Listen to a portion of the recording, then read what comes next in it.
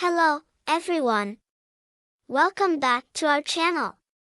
I'm so excited to have you here with me today. We're continuing our alphabet journey by learning the last part of the English alphabet. Let's start with the letter S. S is for sun. Can you say sun? Next is T. T is for tree. Can you pretend to be a tree? Stand tall and sway gently. Now we have U. U is for umbrella. If it rains, we need an umbrella, right?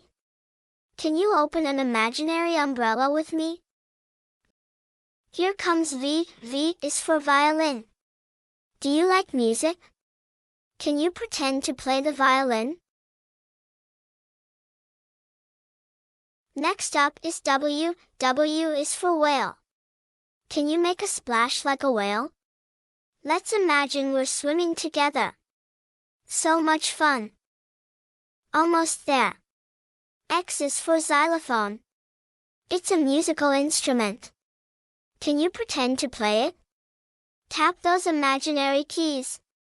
Fantastic.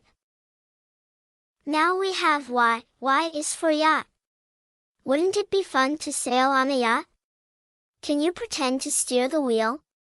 Let's go sailing.